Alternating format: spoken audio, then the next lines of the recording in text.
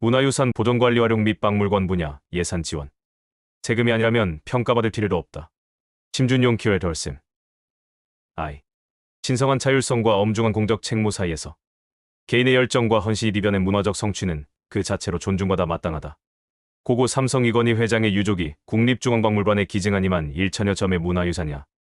평생에 걸쳐 수집한 기와 1875점을 기꺼이 내어놓은 유창종 전 검사장의 숭고한 정신은 개인의 자발적 문화활동이 지닌 순수한 가치를 웅변한다.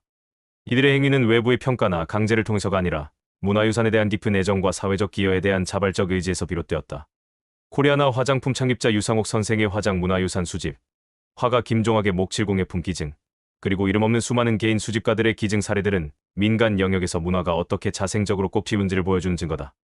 이러한 자발적이고 사적인 문화활동의 영역에서는 평가라는 잣대가 불필요하며 때로는 무례하기까지 하다.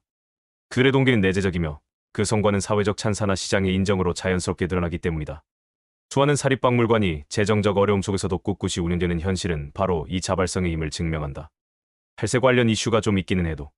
그러나 그 재원의 출처가 개인의 지갑에서 국민의 주머니, 즉 세금으로 바뀌는 순간 모든 패러다임은 근본적으로 전환된다. 국가의 예산이 투입되는 문화유산 보존관리 활용 및 박물관 운영 사업은 더 이상한 개인이나 기관의 사적인 활동이 아니다. 그것은 국민 모두의 문화권문화权을 보장하고 사회 공동의 자산을 미래 세대에 온전히 물려주기 위한 엄중한 공적 책무의 이행 과정이다. 이 영역에서 활동의 동기는 더 이상 순수한 자발성에만 기댈 수 없으며 그 결과는 반드시 공공의 목표에 부합했는지에 대한 투명하고 객관적인 검증을 거쳐야 한다. 본고는 바로 이 지점에서 출발한다. 개인이나 민간 기관의 자발적인 문화활동은 그 자체로 존중받아야 하기에 평가가 불필요하지만 일단 국가의 세금이 투입되는 공공 영역의 문화활동은 예산 지원의 목표에 부합하는 성과를 달성하고 있는지에 대한 엄격한 평가가 반드시 필요하다는 것을 논증하고자 한다. 이는 관료적 통제를 위한 족쇄를 채우자는 주장이 아니다. 오히려 잘 설계된 성과 평가는 방만한 운영과 도덕적 해이를 방지하고 그들만의 리그로 전락한 기득권 구조를 혁파하며 나아가 창의적이고 혁신적인 시도를 촉진하는 성장 동력이 될 수 있음을 보이고자 한다. 즉, 평가는 문화 영역의 자율성을 침해하는 것이 아니라 국민의 신뢰를 확보함으로써 지속 가능한 공공 지원의 토대를 마련하고 이를 통해 진정한 의미의 책임 있는 자율성을 구현하는 핵심 비제라는 것이 이 글의 핵심 주장이다. 이 논의는 예술 대행정이란 낡은 이분법을 넘어 공적 신뢰 대불투명성이라는 구도 속에서 평가의 본질적 가치를 재조명할 것이다. 문화기본법과 국가유산기본법이 천명한 숭고한 이념들이 단순한 선언에 그치지 않고 국민의 삶 속에 실현되기 위해서는 세금의 쓰임새를 묻고 그 성과를 따지는 건강한 긴장 관계가 필수적이기 때문이다. 국민의 세금, 왜 문화유산과 박물관으로 흘러야 하는가? 공공지원의 당위성과 목표. 국민이 낸 세금이 문화유산 보존과 박물관 운영에 투입되는 것은 단순히 시혜적인 조치가 아니다.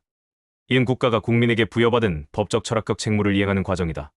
그 당위성의 근간에는 모든 국민이 차별 없이 문화를 향유할 권리, 즉 문화권이 자리 잡고 있으며 이는 대한민국 법체계의 근간을 이룬 여러 법률을 통해 구체화된다. 법적 철학적 책무 문화권 보장과 국가유산의 공공성. 국가문화정책의 최상위법인 문화기본법은 국가와 지방자치단체의 책무를 명확히 규정한다. 이 법은 문화의 다양성과 자율성이 존중되고 문화의 창조성이 확산되도록 하고 문화활동 참여와 문화교육의 기회가 확대되며 차별 없는 문화복지가 증진되도록 국가가 노력해야 한다고 명시하고 있다.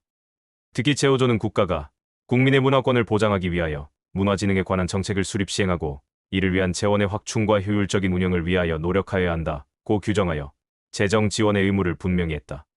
이는 문화가 소수 엘리트의 전유물이 아니라 모든 국민이 누려야 할 보편적 권리임을 선언한 것이다. 2024년 5월부터 시행된 국가유산기본법은 이러한 공공성의 철학을 더욱 확장하고 심화한다. 이 법은 기존의 문화재산이라는 재산적 개념을 국가유산 이찬이라는 공동체적 가치의 개념으로 전환하면서 제5조에서 모든 국민은 국가유산을 알고 찾고 가꾸어 새로운 가치를 더하며 이를 차별 없이 자유롭게 향유할 권리를 가진다고 선언했다. 또한 국가의 기본원칙으로 단순한 보존을 넘어 적극적인 공개 및 활용을 통하여 국가유산의 가치 증진 및 새로운 가치 창출을 도모하고 국민이 일상에서 능동적으로 참여 향유할 수 있도록 하며 지역의 고유한 역사와 다양성을 존중하며 다양한 공동체의 활성화와 지역 발전에 이바지할 것들 요구한다. 이는 국가의 역할이 유물을 지키는 소극적 관리자에서 유산을 통해 국민의 삶의 질을 높이고 새로운 가치를 창출하는 적극적 촉진자로 변화했음을 의미한다. 막대한 공적 재원의 투입 규모. 이러한 법적 책무를 이행하기 위해 국가는 매년 막대한 규모의 예산을 문화 분야에 투입하고 있다. 문화체육관광부 문체부의 2025년 예산안은 7조 1214억 원에 달하며 이중 문화예술 부문 예산만 해도 2조 4,090억 원에 이른다. 국가유산 청구 문화재청의 예산 역시 꾸준히 증가하여 2021년 1조 1,412억 원, 2022년 1조 2,014억 원, 2024년 1조 3,489억 원, 2025년에는 1조 3,507억 원 수준으로 편성되었다.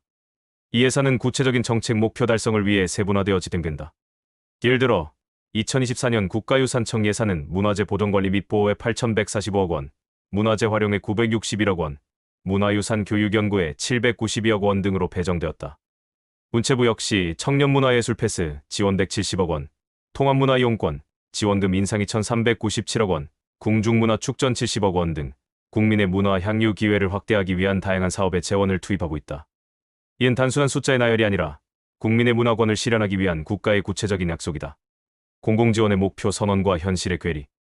정부는 이런 막대한 예산이 제대로 쓰이고 있는지를 관리하기 위해 매년 성과관리 시행계획을 수립한다.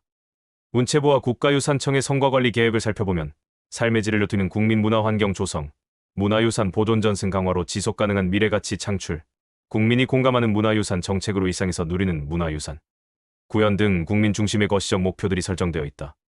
청와대 개방 후 누적 관람객 278만 명 달성이나 세계유산 축전 방문객 54만 명 유치와 같은 가시적인 성과도 보고된다.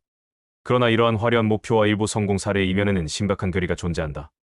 1,000억 원의 예산이 투입된 문화유산 활용 사업은 도대체 성과가 무엇인가? 라는 근본적인 질문에 직면하며 대부분 소규모 인원을 대상으로 한 정형화된 프로그램을 반복하는 저위험저효과 균형 상태에 빠져있다는 날카로운 지적이 제기된다. 국민들의 문화유산 인식 수준은 처참하여 풍납토성 같은 귀중한 유적이 동네 아이들의 눈썰 매장으로 전락하고 개발 논리에 밀려 문화유산이 파괴되는 일이 비일비재하다. 유홍준 전 문화재청장은 국립박물관 무료 개방 이후 오히려 국민들이 문화유산의 가치를 낮게 평가하게 되었다고 한탄하기도 했다. 이처럼 법률과 정책 문서가 약속하는 모두를 위한 문화라는 이상과 현장에서 나타나는 그들만의 문화 또는 방치된 문화라는 현실 사이의 간극은 매우 크다. 이 간극이 발생하는 핵심 원인 중 하나가 바로 성과에 대한 책임 있는 평가와 환류 시스템의 부재다. 막대한 세금이 투입되고 있음에도 불구하고 그 돈이 과연 국민의 문화권 신장과 국가유산의 가치 증진이라는 본래의 목표를 제대로 달성하고 있는지 체계적으로 묻고 따지는 과정이 미흡하기 때문이다. 이러한 상황은 공공지원의 정당성 자체를 위협한다. 국민의 세금으로 운영되는 기관과 사업이 그 존재 이유를 성과로 증명하지 못한다면 지속적인 지원을 요구할 도덕적, 정치적 명분 또한 약화될 수밖에 없다. 따라서 평가는 단순한 행정 절차를 넘어 공공지원의 정당성을 확보하고 그 효과성을 극대화하기 위한 필수 불가결한 장치인 것이다. III. 그들만의 리그, 평가 없는 공공지원의 구조적 병폐 진단. 엄격하고 투명한 성과 평가 시스템이 부재할 때 공공지원금은 본래의 목적을 잃고 특정 집단의 이익을 위해 왜곡되거나 비효율적으로 낭비될 위험에 처한다. 이은 문화유산 및 박물관 분야도 예외가 아니다. 평가 없는 공공지원은 기득권 카르텔 형성, 혁신 없는 관행의 고착화, 방만한 예산 운용이라는 세 가지 구조적 병폐를 낳으며 이들은 서로 맞물려 보냐 전체를 침체의 늪으로 끌어들인다. 1점. 기득권의 카르텔과 도덕적 해이. 투명한 평가가 부재한 환경은 객관적인 성과나 실력보다는 인맥, 지위, 정치적 관계가 자원 배분의 기준이 되는 폐쇄적인 생태계를 조성한다. 이러한 환경은 소수의 기득권층이 공적 자원을 독점하고 새로운 도전자들의 진입을 막는 기득권 카르텔을 형성하는 온상이 된다. 문화예술계에서는 오래전부터 특정 인물이나 단체가 권력과 결탁하여 공적 지원을 독식하고 있다는 비판이 꾸준히 제기되어 왔다. 예술가들이 창작 활동 그 자체보다 정권의 줄을 서는 행태는 이미 1960년대부터 비판의 대상이었다. 이러한 구조는 예술의 자율성을 해치고 국가 지원에 대한 의존성을 심화시킨다. 그 극단적인 폐해는 문화예술계 블랙리스트 사건에서 명백히 드러났다. 이 사건은 예술적 성취가 아닌 정치적 성향에 따라 지원 여부가 결정되는 공공지원의 근간을 뒤흔드는 행위였다. 이러한 기득권 구조는 필연적으로 채용 비리와 같은 도덕적 해이로 이어진다. 진주문화예술재단에 진주시청 공무원 자녀들이 취업하거나 제주문화예술재단에서 특정 계약직 직원의 합격을 기원하는 문건이 유출되는 등 공공문화기관의 채용 과정은 공정성에 대한 심각한 의심을 받아왔다. 국립중앙박물관의 학예연구사 채용 과정에서 특정 대학 출신에게 유리한 짬짬이 채용 의혹이 제기되거나 동대문문화재단 대표이사 채용 시 임원 추천위원이 특정 응시자와 사전에 공모했다는 폭로가 나오는 등 채용 비리는 끊이지 않고 있다. 문체부가 산하 공공기관을 대상으로 실시한 조사에서 수백 건의 채용 비리 의심 사례가 적발된 것은 이러한 문제가 일부의 일탈이 아닌 구조적 병폐임을 방증한다. 평가와 감시가 제대로 작동하지 않는 곳에서 공적 자원은 소수의 사적 이익을 위한 전리품으로 전락하고 마는 것이다. 이 점 혁신 없는 관행과 저위험저 효과의 늪. 성과를 제대로 평가하고 보상하는 시스템이 없다면 사업 운영자들은 실패의 위험을 감수하며 혁신적인 시도를 하기보다 절차적으로 안전하고 관행적으로 반복되어 온 프로그램을 답습하려는 유인에 빠지게 된다. 이은 문화유산 활용 사업 분야에서 저위험 저효과 균형 low risk, low impact equilibrium이라는 심각한 정체 현상을 낳고 있다. 지난 10여 년간 수천억 원의 예산이 투입되었음에도 불구하고 대부분의 문화유산 활용 사업은 소규모 인원을 대상으로 한 정형화된 체험 프로그램을 반복하는 수준에 머물러 있다는 비판이 제기된다. 이은 개별 운영 주체의 역량 부족이나 노력의 부재 때문이 아니라 오히려 현재의 보조금 지원 구조와 평가 지표, 행정 절차가 총체적으로 만들어낸 예측 가능한 결과다. 현 시스템은 전략적 가치 창출이나 혁신적 시도보다 절차적 안정성과 관행적 반복을 우선시하도록 설계되어 있기 때문이다. 그 결과 국민들은 문화유산에 대한 흥미를 잃고 심지어 풍납토성을 눈썰매장으로 이용하는 등 유산의 가치를 훼손하는 행위까지 서슴지 않게 된다. 이은 공공지원이 국민의 인식 변화와 실질적인 가치 창출로 이어지지 못하고 있음을 보여주는 뼈아픈 증거다. 전국의 수많은 국립박물관들이 문체부의 평가인증제에서 무더기로 탈락하는 현상 또한 이러한 맥락에서 이해할 수 있다. 국립조세박물관을 비롯한 다수의 국립박물관이 기준 리벨 판정을 받았으며 전국 국립박물관의 평균 인증률은 50, 60% 수준에 머물고 있다. 기은 박물관들이 설립 목적 달성, 자료 수집 및 관리, 전시교육 프로그램 운영 등 기본적인 역할조차 제대로 수행하지 못하고 있음을 의미한다. 평가가 형식적이거나 그 결과에 따른 실질적인 불이익이 없다 보니 기관들은 현상 유지에 안주하고 질적 개선을 위한 노력을 게을리하게 되는 것이다. 3점. 방만한 예산 운용과 행정 편의주의. 성과에 대한 책임성이 결여된 조직은 재정 운용에 있어서도 방만해지기 쉽다. 감사원의 문화재 보존관리 예산 감사 결과는 이러한 문제를 적나라하게 보여준다. 감사 보고서에 따르면 문화재 보수 정비 예산이 보수가 시급한 문화재 본체보다 주변 정비 사업에 우선적으로 배분되는 등 무원칙한 예산 집행이 만연한 것으로 드러났다. 이는 예산이 전략적 중요도가 아닌 로비나 행정 편의에 따라 배분될 수 있음을 시사한다. 또한 예산을 목적과 다르게 사용하는 사례도 빈번하게 적발되었다. 문화재청이 부서 워크숍 여비를 관련 없는 사업비에서 끌어다 쓰는가 하면 경쟁 입찰을 해야 할 사업을 특정 업체와 수의계약으로 체결하는 등 예산 집행의 투명성과 공정성이 심각하게 훼손된 사례들이 발견되었다. 불필요한 설계 용역으로 예산을 낭비하거나 사전 준비 부족으로 보조금을 부실하게 집행하는 문제도 반복적으로 지적되었다. 특히 청와대 개방 당시 정작 경내 문화재 보존관리 예산은 전액 삭감된 반면 개방 운영 관련 예산은 대폭 증액된 사례는 성과에 대한 고민 없이 눈에 보이는 사업에만 치중하는 행정 편의주의의 단면을 보여준다. 이 세 가지 병폐는 독립적인 문제가 아니라 서로 긴밀하게 연결되어 악순환의 고리를 형성한다. 평가 시스템의 부재는 기득권층이 자원을 독점하고 외부의 건강한 비판과 경쟁을 차단하는 환경을 만든다.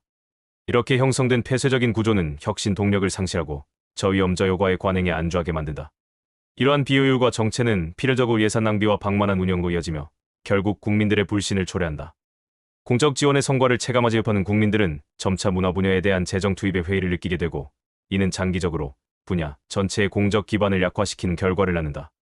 이 악순환의 고리를 끊기 위해서는 성과를 투명하게 측정하고 그에 대한 책임을 묻는 평가라는 내스를 과감하게 도입해야만 한다. IV. 평가는 족쇄인가, 성장 동력이가, 매기 효과의 가능성과 성과주의의 함정. 공공지원을 받는 문화 분야에 평가를 도입하자는 주장은 종종 창작의 자율성을 억압하는 족쇄라는 반발에 부딪힌다. 그러나 평가는 과연 족쇄이기만 한 것일까? 오히려 정체된 조직의 건강한 긴장감을 불어넣고 혁신을 유도하는 성장 동력이 될 수는 없을까? 이 질문에 답하기 위해 우린 매기 효과의 가능성과 성과주의의 함정을 동시에 살펴보고 팔길이 원칙이라는 대안적 철학을 통해 양자의 딜레마를 극복할 방안을 모색해야 한다. 매기 효과를 통한 혁신의 촉발. 매기 효과 캐피쉬 이펙트란 미꾸라지가 담긴 수조에 천적인 내기를 한 마리 부어놓으면 미꾸라지들이 살아남기 위해 활발하게 움직여 오히려 더 건강하고 생생하게 유지된다는 이론이다. 이 난이람에 빠진 조직의 적절한 경쟁과 자극이라는 매기를 투입함으로써 전체의 활력과 생산성을 높일 수 있다는 경영학적 의미로 널리 사용된다. 이러한 매기 효과는 다양한 산업 분야에서 이미 그 효용성을 입증했다. 2017년 인터넷 전문은행의 등장은 기존 시중은행들의 안일한 관행을 깨고 사용자 중심의 혁신적인 금융상품과 서비스 경쟁을 촉발시키는 강력한 매기 역할을 했다. 스웨덴 가구업체 IKEA의 국내 진출 역시 위기감을 느낀 국내 가구업체들이 매장을 대형화하고 서비스 품질을 개선하는 등 혁신에 나서게 만들어 결과적으로 시장 전체를 성장시킨 계기가 되었다. 세금으로 연명하며 방만하게 운영되던 현대상선의 경쟁사였던 한진해운 출신 인력을 투입한 것 또한 조직의 긴장감을 불어넣기 위한 매기 효과 전략의 일환이었다. 문화예술 분야에서도 이러한 긍정적 경쟁의 사례는 존재한다. 뉴욕 구겐하임 미술관은 브랜드라는 경영 개념을 도입하고 세계 각국의 분관을 설립하는 경쟁적 확장 전략을 통해 막대한 경제적 부가가치를 창출하며 세계적인 문화 브랜드로 자리매김했다. 국내에서도 삼성, 미원 등 민간 기업의 적극적인 문화예술 지원과 후원은 경쟁을 통해 문화계 전반의 수준을 향상시키는 데 기여했으며 허니버터칩의 유행에 편승했던 길리명행의 허니버터 아몬드가 결국 독자적인 브랜드로 성장한 사례는 시장의 경쟁과 모방이 어떻게 자기화와 혁신으로 이어질 수 있는지를 보여준다. 이처럼 잘 설계된 평가와 그에 기반한 경쟁 시스템은 문화 분야에 만연한 무사한 일주의를 타파하고 국민의 눈높이에 맞는 양질의 콘텐츠와 서비스를 생산하도록 유도하는 강력한 매기가 될 수 있다. 성과주의의 함정, 공공성의 훼손 가능성. 그러나 매기 효과를 무분별하게 도입하는 것은 위험하다. 특히 공공부문의 단기적이고 계량적인 실적을 강요하는 성과주의 퍼포머티비즘은 심각한 부작용을 낳을 수 있다. 공공서비스의 목표는 민간 기업처럼 이윤 극대화가 아니라 모든 국민에게 보편적이고 안정적인 서비스를 제공하는 데 있기 때문이다. 단순한 계량 지표에 기반한 성과 평가는 조직 내 협업 문화를 파괴하고 구성원들을 과도한 경쟁으로 내몰아 오히려 서비스의 질을 떨어뜨릴 수 있다는 경고가 많다. 금융권에 도입된 과도한 성과주의가 불완전 판매나 부실 대출로 이어져 금융 시스템 전체의 리스크를 키웠던 사례는 성과주의의 어두운 단면을 잘 보여준다. 문화예술과 같이 성과를 계량화하기 어려운 분야에서는 이러한 문제가 더욱 심각하게 나타날 수 있다. 관람객 수, 수익률과 같은 단순 지표에만 내몰될 경우 당장의 인기에 영합하는 상업적 프로그램만 난무하고 실험적이고 도전적인 창작 활동이나 장기적인 연구 보존 활동은 위축될 위험이 크다. 실제로 미국 공공부문에 성과주의를 도입하려는 시도는 대부분 준비 부족과 공정성 논란으로 실패로 돌아갔다는 사실은 우리에게 중요한 교훈을 준다. 대안적 철학, 팔길이 원칙과 책임 있는 자율성. 그렇다면 평가는 필연적으로 공공성을 훼손하는 것일까? 족쇄와 성장 동력이란 양극단 사이에서 우리는 어떻게 균형을 잡아야 할까? 그 해답은 팔길이 원칙과 arm's length principle에서 찾을 수 있다. 지원하되 간섭하지 않는다로 요약되는 이 원칙은 1946년 영국 예술위원회 Arts Council 설립 당시부터 영국 문화 정책의 핵심 기조로 자리 잡았다. 이는 정치 권력이나 행정 관료가 예술 지원의 내용에 직접 개입하는 것을 막고 전문가들로 구성된 독립적인 기구를 통해 지원 결정을 내리게 함으로써 예술의 자율성을 보장하는 제도적 장치다. 이 원칙은 평가를 배제하는 것이 아니라 평가의 주체와 방식을 정교하게 설계해야 함을 시사한다. 즉, 문화 분야의 매기는 정부 관료의 직접적인 통제나 획일적인 계량 지표가 되어서는 안 된다. 대신 동료 전문가들에 의한 투명하고 공정한 동료 심사 피어 리뷰, 명확한 전략적 목표에 기반한 성과 측정, 그리고 그 결과가 공개적으로 논의되고 환류되는 시스템 그 자체가 되어야 한다. 이러한 시스템 속에서 위협은 정부의 간섭이 아니라 동료 전문가와 국민에게 자신의 활동 가치를 설득력 있게 증명하지 못했을 때 지원이 끊길 수 있다는 공적 책임의 압박이 된다. 이는 예술의 자율성을 존중하면서도 공적 자원에 대한 책임성을 확보하는 책임 있는 자율성을 구현하는 길이다. 평가는 이처럼 통제의 도구가 아니라 전문가 집단이 스스로의 전문성과 자율성을 지키기 위해 공적 책임을 다하는 과정이자 언어가 될 수 있다. V. 무엇을 어떻게 평가할 것인가? 건강한 평가 생태계 구축을 위한 제언. 세금으로 운영되는 문화유산 및 박물관 분야에 평가가 필수적이라는 당위성에 동의한다면 이제 무엇을 어떻게 평가할 것인지에 대한 구체적인 청사진을 그려야 한다. 평가는 단순히 순위를 매기거나 예산을 삭감하기 위한 수단이 되어서는 안 된다. 잘 설계된 평가는 조직의 현 상태를 정확히 진단하고 성장을 위한 방향을 제시하며 궁극적으로는 분야 전체의 역량을 강화하는 선순환 구도를 만드는 핵심 동력이 되어야 한다. 이를 위해 독립적 거버넌스 구축, 다차원적 지표 개발, 실질적 환류 시스템 설계라는 세 가지 축을 중심으로 건강한 평가 생태계를 구축할 것을 제안한다. 1점 독립적이고 전문적인 평가 거버넌스 구축. 평가의 공정성과 신뢰성을 확보하기 위한 최우선 과제는 평가의 주체를 행정관료나 정치적 영향력으로부터 분리하는 것이다. 즉, 팔길이 원칙에 입각한 독립적이고 전문적인 평가 거버넌스를 구축해야 한다. 가장 성공적인 모델로는 영국의 예술위원회 Arts Council England, AC를 꼽을 수 있다. AC는 정부로부터 예산을 지원받지만 구체적인 지원 대상과 금액 결정은 정부의 간섭 없이 독립적으로 수행한다. 특히 주목할 점은 외부의 동료 전문가 peer assessors 그룹을 활용하여 지원 사업의 예술적 품질을 평가하는 시스템이다. 이는 행정가가 아닌 현장 전문가들이 전문성에 기반의 평가를 내리도록 함으로써 평가의 객관성과 수용성을 높이는 핵심 장치다. AC는 또한 Let's Create와 같은 명확한 중장기 전략을 수립하고 국민, 예술가, 지역사회 등 다양한 이해관계자의 의견을 수렴하는 절차를 통해 정책 방향을 설정한다. 최근 영국 정부가 AC의 운영 전반에 대한 재검토에 착수한 것은 이러한 성숙한 시스템조차 끊임없는 자기 성찰과 개선의 노력이 필요함을 보여준다. 국내에서도 한국문화예술위원회와 같은 독립기구가 존재하지만 그 독립성과 전문성을 더욱 강화하고 평가 기능에 특화된 조직을 육성할 필요가 있다. 평가위원 선정 시에는 엄격한 제척기 PFP 규정을 적용하여 이해관계의 충돌을 원천적으로 차단해야 하며 평가 과정의 투명성을 높여 그들만의 리그라는 불신을 해소해야 한다. 대표는 해외 주요국의 문화예산 지원 및 평가 시스템을 비교한 것으로 한국형 모델을 설계하는 데 유용한 시사점을 제공한다. 국가주요 지원평가, 기관 핵심 원칙 주요 평가 방식 한국의 시사점. 영국예술위원회 Arts Council England 8길이 원칙 Arm's Length Principle 외부 동료, 전문가, 심사 peer review, 전략 목표 Let's create, 기반 평가 정치적 간섭을 배제한 전문가, 중심의 독립적 평가, 기구 설립 및 운영, 동료 심사 제도 도입을 통한 평가의 전문성 및 공정성 확보. 프랑스 문화부 Ministère de la Culture 국가 주도주의 데레지즘, 문화의 민주화 중앙정부 주도의 정책 수립 및 평가. DRAC 지역 문화사무국을 통한 지역 단위 관리 및 지원. 강력한 정책 목표 설정과 집행력. 단, 과도한 중앙집권은 경계하고 지역 특성을 반영할 수 있는 거버넌스 구조 모색 필요. 일본 문화청 Agency for Cultural Affairs 지역 활성화 및 스토리텔링, 기반 활용 일본 유산, 인증 등 프로젝트 기반 공모 및 심사. 지역 주도의 상향식 제안과 중앙정부의 평가 인증 결합. 문화유산을 지역 경제 및 관광과 연계하는 실용적 접근. 도리를 통한 가치 창출 및 국민 참여 유도 방식 벤치마킹. 2점, 보이지 않는 성과를 측정하는 다차원적 지표 개발. 문화활동의 가치는 관람객 수나 수익과 같은 양적 지표만으로는 결코 온전히 측정될 수 없다. 공동체의 정체성 강화, 창의성 증진, 사회적 통합 기여 등 보이지 않는 성과를 포착할 수 있는 다차원적이고 정교한 평가 지표 개발이 시급하다. 이와 관련하여 우리는 장기적이고 불확실성이 높은 정부 R&D 연구개발 분야의 성과평가 시스템에서 많은 것을 배울 수 있다. R&D 평가는 단순 투입 인풋이나 산출물 아웃풋, 예 논문 특허 수 중심에서 벗어나 실질적인 결과 아웃컴과 영향 임팩트를 측정하는 방향으로 진화하였다. 또한 사업의 유형에 따라 평가 방식과 주기를 달리하는 맞춤형 평가와 기관 고유의 임무중심형 평가를 도입하여 평가의 실효성을 높이고 있다. 이러한 접근법을 문화 분야에 적용하여 다음과 같은 다차원적 평가 지표를 추가할 것을 제안한다. 조직 역량 및 지속 가능성 Organizational Health and Sustainability 재정 건전성, 중장기 발전 계획의 합리성, 인력의 전문성 및 채용의 공정성, 이사회 등 거버넌스의 투명성 등을 평가하여 조직의 건강 상태를 진단한다.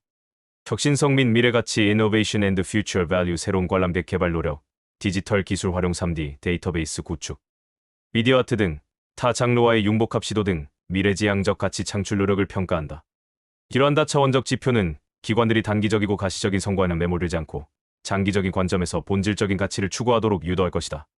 3점, 평가와 연동된 실질적 환류 시스템 설계. 평가가 의미를 가지려면 그 결과가 실질적인 변화로 이어져야 한다.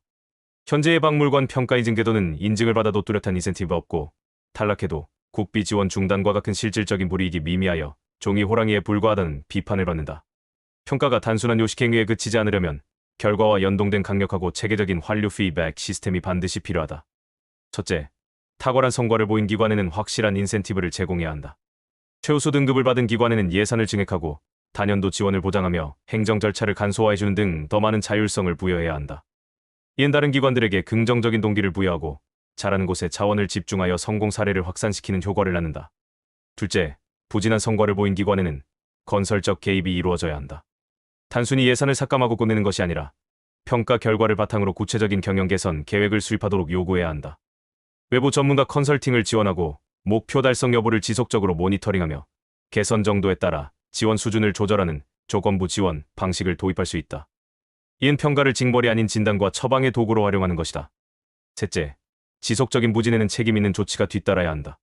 충분한 개선 기회와 지원에도 불구하고 성과가 나아지지 않는 기관에 대해서는 기관장 해임 건의, 조직 통폐합 혹은 지원 중단과 같은 과감한 조치를 취할 수 있어야 한다. 이는 한정된 공적 재원이 비효율적인 곳에 잠식되는 것을 막고 국민의 세금을 책임있게 운영하기 위한 최소한의 장치다. 이러한 실질적 환류 시스템이 구축될 때 비로소 평가는 살아있는 제도로서 문화 생태계 전반에 건강한 긴장감과 활력을 불어넣을 수 있을 것이다. VI. 결론 책임 있는 자율성을 향하여. 이 논의는 개인의 순수한 열정으로 타오르는 사적 문화 활동의 영역에서 시작되었다. 그곳에서는 평가라는 잣대가 불필요하다. 그러나 공적 재원, 즉 국민의 세금이 투입되는 순간 문화활동은 사적 영역을 떠나 공적 책임이란 무거운 갑옷을 입게 된다. 문화기본법과 국가유산기본법이 천명한 국민의 문화권 보장과 국가유산의 가치 창출이라는 숭고한 목표는 이 책임의 무게를 가늠케 한다. 하지만 현실은 어떠한가? 본고에서 심층적으로 진단했듯이 책임 있는 평가 시스템이 부재한 공공지원 생태계는 기득권의 카르텔과 도덕적 해이, 혁신을 가로막는 저위험저효과의 늪, 그리고 감사보고서가 증명하는 방만한 예산 운용이라는 구조적 병폐에 신음하고 있다. 이러한 문제들은 서로 얽혀보냐 전체의 발전을 저해하고 공공지원의 정당성마저 갈아먹는 악순환을 낳는다. 이는 국민의 신뢰를 잃어버린 문화 정책이 어떻게 표류하게 되는지를 보여주는 명백한 증거다. 우리가 나아가야 할 길은 명확하다. 정체된 연못에 활력을 불어넣는 매기처럼 잘 설계된 평가 시스템은 문화 분야의 가장 강력한 성장 동력이 될 수 있다. 그러나 그 매기는 단기 실적을 강요하는 조악한 성과주의가 되어서는 안 된다. 그것은 팔길이 원칙에 기반하여 정치적 행정적 간섭으로부터 독립성을 확보하고 동료, 전문가들의 전문적 판단을 존중하며 보이지 않는 가치까지 측정하는 다차원적 지표를 갖추고 그 결과에 따라 실질적인 보상과 개선 조치가 뒤따르는 정교하고 세련된 시스템이어야 한다. 결론적으로 엄격하고 투명한 평가는 문화의 자율성을 억압하는 족쇄가 아니라 공공 영역에서 문화가 생존하고 번성하기 위한 필수 조건이다. 그것은 법이 정한 숭고한 이상과 냉혹한 현실 사이의 간극을 메운 교량이며 문화 분야가 국민에게 자신의 존재 가치를 증명하고 소통하는 가장 신뢰할 수 있는 언어다. 공적 자원을 사용하는 한 문화예술 분야의 자율성은 거저 주어지는 권리가 아니라 투명한 책임성을 통해 끊임없이 획득해야 하는 특권이다. 평가를 두려워하고 회피하는 대신 이를 적극적으로 수용하고 발전시켜 나갈 때 비로소 우리 사회는 국민의 깊은 신뢰라는 가장 단단한 토대 위에 지속 가능한 공공지원과 책임 있는 자율성을 확보할 수 있을 것이다. 그리고 그 위에서 우리의 문화유산은 비로소 보존의 대상을 넘어 우리 모두의 삶을 풍요롭게 하는 살아있는 가치로 성장할 것이다.